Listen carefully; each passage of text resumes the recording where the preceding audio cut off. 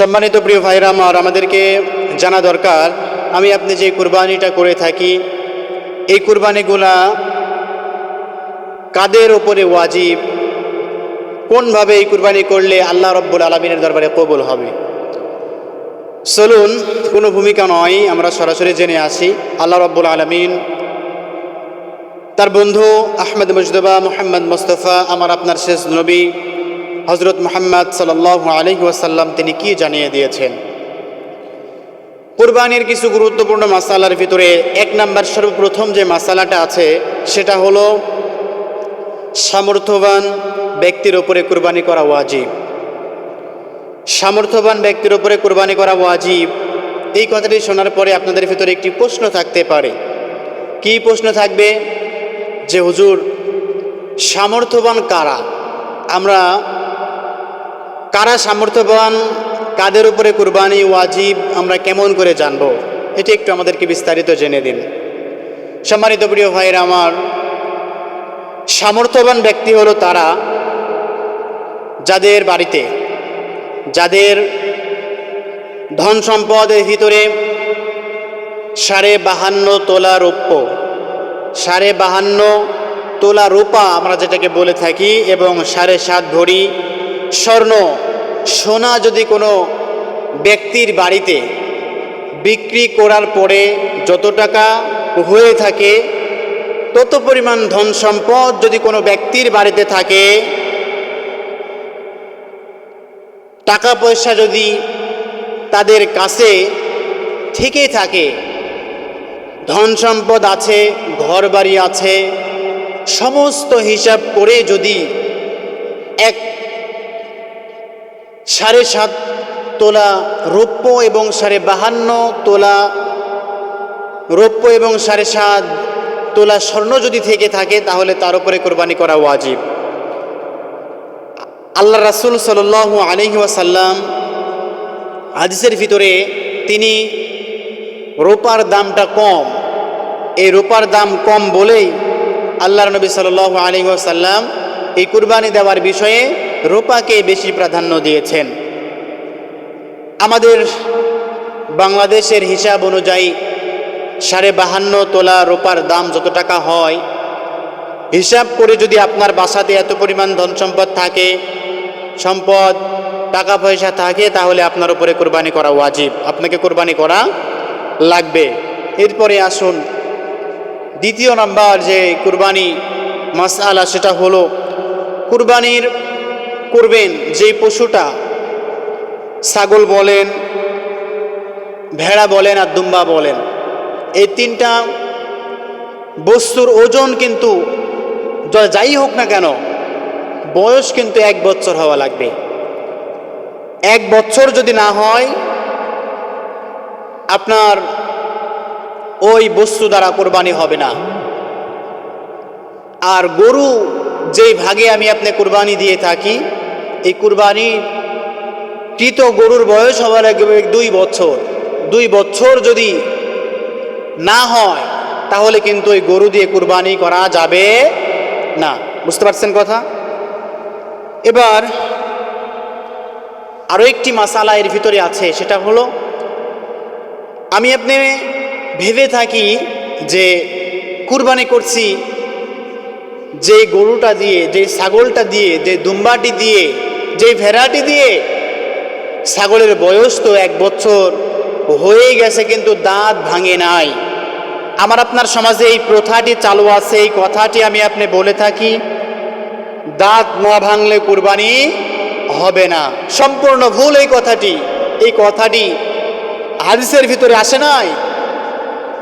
হাদিসের ভিতরে এসেছে যেই ছাগল, দুম্বা এবং ভেড়া, এই 3টা বস্তুর যদি 1 বছর বয়স হয়ে যায়, বয়স হয়ে যাওয়ার পরে যদি তার দাঁত না ভাঙে, তাহলে সেই বস্তু দিয়ে আপনি কুরবানি করতে পারবেন। আর গরুর ক্ষেত্রে 2 বছর, ধরেন 2 বছর পার হয়ে গেছে, আপনার গরুর দাঁত ভাঙে নাই, আমি আপনি মনে করি কুরবানি হবে না। সম্মানিত প্রিয় ভাইয়েরা আমার, সুন্দর করে বুঝবেন, 2 বছর পার হয়ে গেছে আপনার গরুর, কিন্তু দাঁত ভাঙে নাই, আপনার ওই গরু দিয়ে কুরবানি জায়েজ আছে, আপনি কুরবানি করতে পারবেন। 2 বছর শর্ত হওয়া লাগবে, 2 বছর শর্ত হওয়া লাগবে, 2 বছরের কম হলে হবে না। সম্মানিত প্রিয় ভাইয়ের আমার, আমরা গরু কুরবানি দিব 2 বছর হওয়া লাগবে এবং ছাগল, ভেড়া আর দুম্বা 1 বছর হওয়া লাগবে। এরপরে আসুন, কুরবানি যে আমরা দেই, আমি আপনি যে কুরবানি দেই, এই কুরবানিটা নিজে হাতে জবাই করবেন, নিজে হাতে জবহ করবেন, এটা করা মুস্তাহাব, ভালো, আপনি করতে পারবেন। মুস্তাহাব আমি আপনি যদি আদায় করি, এটি আমার আপনার আমল নামায় সওয়াব লিপিবদ্ধ হবে। অন্যান্য মানুষ দিয়ে, হুজুর দিয়ে করবেন, সমস্যা নাই, নিজে করলে মুস্তাহাব। এবার আসুন, কুরবানি সবার দ্বারা কিন্তু কুরবানি আল্লাহর দরবারে কবুল হয় না। যদি সবার কুরবানি আল্লাহর দরবারে কবুল হতো, তাহলে ওই যে সর্বপ্রথম পৃথিবীতে যে ব্যক্তি কুরবানি করেছিল, হাবিল এবং কাবিল, একজনের কুরবানি আল্লাহর দরবারে কবুল হয়েছিল, দ্বিতীয় নাম্বার ব্যক্তির কিন্তু কুরবানি আল্লাহর দরবারে কবুল হয়েছিল না। কেন হয়েছিল না? হাবিল ছিল তাকওয়া বান ব্যক্তি, আল্লাহ ভীরু, আর কাবিল ছিলেন নিজের মনে যেটা চায় সেটাই করবে। আল্লাহ রাব্বুল আলামিন হাবিলের কুরবানি কবুল করেছেন আর কাবিলের কুরবানি কবুল করেন নাই। কেন? সে নিজেকেই বড় মনে করত, নিজের ইচ্ছা মতো চলতো, আল্লাহর হুকুমকে প্রাধান্য দিত না। আল্লাহ রাব্বুল আলামিন এর জন্যই কাবিলের কুরবানিটা কবুল করেন নাই। এবার আসুন, যে কথাটি বলতে যাচ্ছি সেটা হলো, আপনার সমাজে, আমাদের সমাজে, পাড়া মহল্লায় অনেক মানুষ কুরবানি দেয়। সুদখোর, ঘুষখোর, হালাল উপার্জনকারী সবাই, ধনী গরিব নির্বিশেষে সবাই কুরবানি আমি আপনি করে থাকি। কি বলেন, ঠিক না বেঠিক? সবাই করে থাকি। কিন্তু আল্লাহ রাব্বুল আলামিন হারাম উপার্জনকৃত টাকার কোনো ইবাদত আল্লাহ রাব্বুল আলামিন কবুল করেন না। ইবাদত কবুল হওয়ার সর্বপ্রথম নাম্বার শর্ত হলো আপনাকে হালাল উপার্জন করতে হবে, হালাল রিজিক আপনাকে ভক্ষণ করতে হবে, তারপরেই কিন্তু আপনার ইবাদত আল্লাহর দরবারে কবুল হবে। আমার আপনার ইবাদত আল্লাহর দরবারে কবুল হয় না কেন? আমি আপনি সবাই নামাজ আদায় করি, আমি আপনি সবাই রোজা রাখি, অনেকেই কুরবানি করব, কিন্তু আমার আপনার এই কুরবানি আল্লাহর দরবারে কবুল হবে না কেন? কেন জানেন? আপনার ইনকামটা হালাল ছিল না। সম্মানিত দেশবাসী, সুদখোরের কুরবানি আল্লাহর দরবারে কবুল হবে না, ঘুষখোরের কুরবানি আল্লাহর দরবারে কবুল হবে না। আমাদের সমাজে এখন বিভিন্ন রকম তাকওয়ালাকে দেখতে পাওয়া যায়, অনেক ইনকাম। আল্লাহ রাব্বুল আলামিন সবার কুরবানি কিন্তু কবুল করবেন না। সম্মানিত দেশবাসী, আরও একটি প্রশ্ন আমাদের সমাজে এসে গেছে, 7 ভাগে কুরবানি দেওয়া যায় আছে কিনা হুজুর, একটু জানাবেন। সম্মানিত দেশবাসী, এই কথাটি ভালো করে শুনবেন, 7 ভাগে কুরবানি দেওয়া জায়েজ আছে।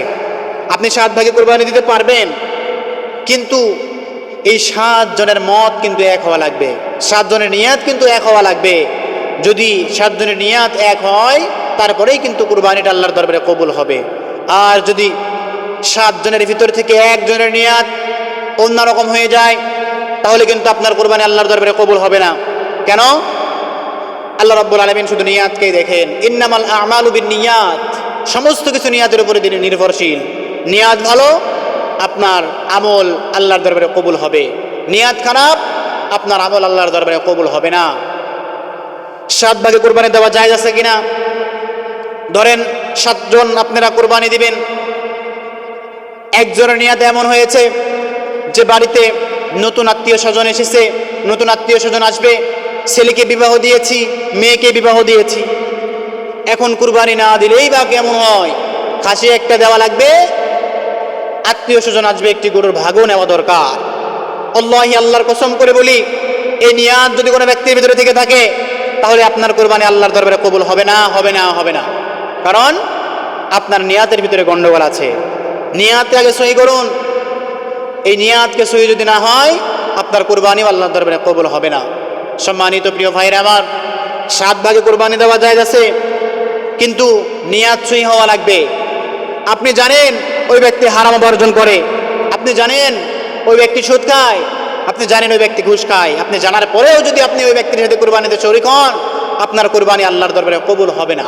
কারণ হারাম যে ব্যক্তি উপার্জন করে, হারাম যে ব্যক্তি খায়, ওই ব্যক্তির কুরবানি আল্লাহর দরবারে কবুল হবে না।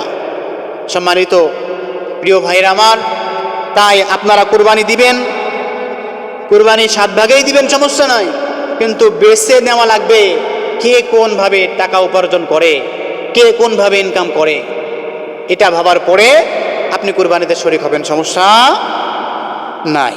সম্মানিত প্রিয় ভাইরা আমার, তাহলে আমরা বুঝতে পারলাম 7 ভাগে কুরবানি দেওয়া যায় আছে, আমরা জেনে বুঝে তারপরে ভাগিতে কুরবানি দেব। এবার আসুন, কুরবানির গোশতটা আমি আপনি কত ভাগে বিভক্ত করব, কত ভাগে ভাগ করব? কুরবানির মাংস গোশত আমি আপনি 3 ভাগে বিভক্ত করব। আমরা সবাই জানি এই নিয়মটা এখন আস্তে আস্তে রহিত হয়ে যাচ্ছে।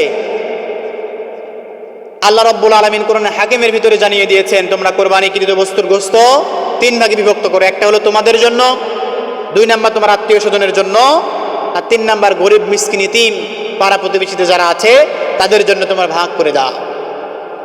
এই নিয়মে আমাকে আপনাকে কুরবানি করা লাগবে। তাহলে আমরা বুঝতে পারলাম কুরবানি গোশত 3 ভাগে বিভক্ত করব। এরপরে আসুন আরও একটি মাসালা হাদিস শরীফের ভিতরে পড়েছি যে মৃত ব্যক্তির নামেও কুরবানি করা জায়েজ আছে। আপনার পরিবার থেকে আপনার বাবা, আপনার মা, আপনার স্ত্রী, আপনার সন্তান দুনিয়া থেকে বিদায় নিয়ে চলে গেছে, আপনি যদি মনে করেন যে ওই মৃত ব্যক্তির নামে কুরবানি করবেন, আপনি করতে পারবেন। দলিল হযরত আলী রাদিয়াল্লাহু তাআলা আনহু, তিনি জানিয়ে দিয়েছেন আল্লাহর নবী সাল্লাল্লাহু আলাইহি ওয়াসাল্লাম তার শ্বশুর যখন ইন্তেকাল করেন, দুনিয়া থেকে বিদায় নিয়ে চলে গেছে, হযরত আলী রাদিয়াল্লাহু তাআলা আনহু প্রতি বছর তার জন্য একটি দুম্বা, আর তার শ্বশুর আমার আপনার শেষ নবী হযরত মুহাম্মদ সাল্লাল্লাহু আলাইহি ওয়াসাল্লামের নামে প্রত্যেক বছর একটি করে দুম্বা কুরবানি করেছিলেন। বলেন সুবহানাল্লাহ। এই হাদিস দ্বারা বোঝা যায় যে আমরা মৃত ব্যক্তির নামেও কুরবানি করতে পারবো। কি ইসলাম আমি আপনি পেয়েছি, কেমন ধর্ম আল্লাহ রাব্বুল আলামিন আমাকে আপনাকে দিয়েছে, বুঝতে হবে। ইসলাম তো কঠিন জিনিস নয়, ইসলাম হলো শান্তির ধর্ম, শান্তির জায়গা। আমি আপনি তাহলে বুঝতে পারলাম মৃত ব্যক্তির নামেও কুরবানি করা জায়েজ আছে। এরপরে আসুন, যেই মাসআলাটি কুরবানির ঈদের আছে তার ভিতর থেকে এটা হলো যে তাকবীরে তাশরিক পাঠ করা, আল্লাহু আকবার, আল্লাহু আকবার, লা ইলাহা ইল্লাল্লাহ, ওয়াল্লাহু আকবার, আল্লাহু আকবার, ওয়া লিল্লাহিল হামদ। এই যে তাকবীরে তাশরিক তেলাওয়াত করা, এটা জিলহজ মাসের 9 তারিখ থেকে শুরু করে জিলহজ মাসের 12 তারিখ পর্যন্ত তাকবীরে তাশরিক তেলাওয়াত করা একবার ওয়াজিব। একবার আমি আপনি যদি তাকবীরে তাশরিক তেলাওয়াত করি তাহলে এটা আমার আপনার জন্য ওয়াজিব। সম্মানিত প্রিয় ভাইরা আমার, আমি আপনি এই যে তাকবীরে তাশরিক আমি আপনি তেলাওয়াত করি, আল্লাহু আকবার, আল্লাহু আকবার, লা ইলাহা ইল্লাল্লাহ, ওয়াল্লাহু আকবার, আল্লাহু আকবার, ওয়া লিল্লাহিল হামদ, আমি আপনি এই তাকবীরে তাশরিকটা তেলাওয়াত করতে পারবো। আল্লাহর নবী সাল্লাল্লাহু আলাইহি ওয়াসাল্লাম এটা কিন্তু হাদিসের ভিতরে জানিয়ে দিয়েছেন, হাদিসের ভিতরে বর্ণনা করে দিয়েছেন যে তাকবীরে তাশরিক তেলাওয়াত করা, একবার তেলাওয়াত করা ওয়াজিব। আমি আপনি একবার তেলাওয়াত করতে পারবো।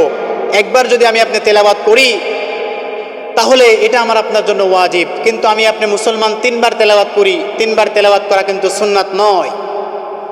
3 বার আমি আপনি তেলাওয়াত করতে পারবো না, একবার তেলাওয়াত করা আমার আপনার ওয়াজিব। আরও খোলাভাবে জানিয়ে দেই যে 9 জিলহজ বাংলাদেশ সময় 27 মে থেকে ফজর থেকে শুরু করে 31 মে আসর পর্যন্ত মোট 23 ওয়াক্ত তাকবীরে তাশরিক তেলাওয়াত করা ওয়াজিব। তাকবীরে তাশরিক আমি আপনি তেলাওয়াত করতে পারবো, এটা আমার আপনার জন্য ওয়াজিব। সামনে আসছে বুধবার, এই বুধবার ফজর থেকে রবিবার আসর পর্যন্ত তাকবীরে তাশরিক আমি আপনি তেলাওয়াত করব। আল্লাহু আকবার, আল্লাহু আকবার, লা ইলাহা ইল্লাল্লাহ, ওয়াল্লাহু আকবার, আল্লাহু আকবার, ওয়া লিল্লাহিল হামদ। ছেলেরা জোরে জোরে তেলাওয়াত করবে, আর যারা মেয়েরা আছে বাসাতে, এরা কিন্তু আস্তে আস্তে তেলাওয়াত করবে। এটা আমার আপনার জন্য ওয়াজিব। এই তাকবীরে তাশরিক আমি আপনি তেলাওয়াত করব। সম্মানিত দেশবাসী, আরও একটি মাসালা হলো 10ই জিলহজ থেকে 12ই জিলহজ পর্যন্ত আপনি কুরবানি করতে পারবেন। আপনি যদি মনে করেন যে এই দিন আপনি কুরবানি করবেন, আপনি ঈদের দিন বাদ দিয়ে যদি 11 তারিখ 12 তারিখ যদি কুরবানি করতে চান, আপনি কুরবানি করতে পারবেন। এটাও আপনার জন্য ওয়াজিব। সম্মানিত দেশবাসী, আমরা তাহলে বুঝতে পারলাম এই কুরবানির যেই মাসআলা, সেই মাসআলার ভিতর থেকে আমরা যতটুকু জানলাম, কুরবানিকৃত বস্তুর বয়স 1 বছর, গরুর বয়স 2 বছর হওয়া লাগবে। আমরা ঈদের দিনেও, ঈদের পরের দিন, তারপরের দিন কুরবানি করতে পারবো। তাকবীরে তাশরিক আমি আপনি তেলাওয়াত করব। এই সমস্ত মাসআলাগুলান মেনে আল্লাহ রাব্বুল আলামিন সর্বপ্রথমে আমাকে, তারপরে আপনাদের সকলকে আমল করার তৌফিক দান করেন। সকলে বলেন আল্লাহুম্মা আমিন।